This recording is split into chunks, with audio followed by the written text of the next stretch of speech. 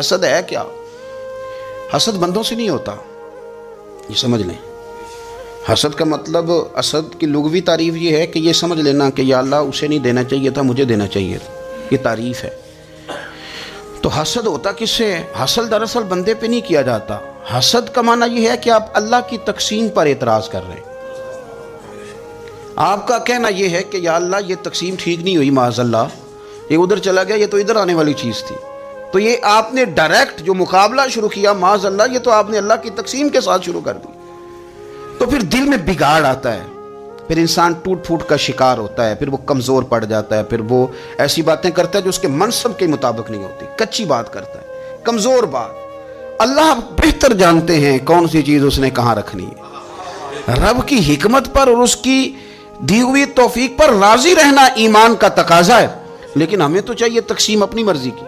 ادھر کیوں چلا گیا، ادھر آنا چاہیے تھا۔ بھئی آپ کو یہ کس نے حق دیا ہے؟ مالک نے جو چاہا، جب چاہا، جہاں چاہا اپنے فضل سے عطا فرمایا۔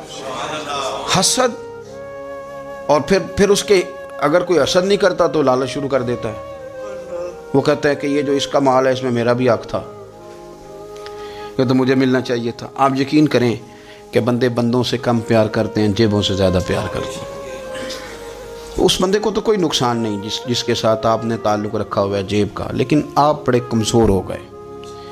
آپ جب لالچ کر لیا، نفسانیت میں آ گئے تو آپ کمزور پڑ گئے۔ آپ نے مطلب کیا، آپ کا کیا خیال تھا کہ رب کی بارگاہ سے کوئی کم ملنے والا تھا جو بندوں پہ اتنی توجہ کر لی؟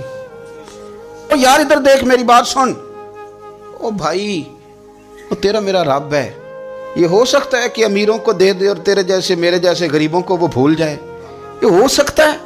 تو کیوں لوگوں کی جیبوں پہ توجہ، لوگوں کی جیبوں پہ نظریں، فلانے کے پاس آ گیا تو میں رہ گیا، مطلب کس لیے؟ ہمارا رب کسی کو بھولتا نہیں ہے۔ کسی شخص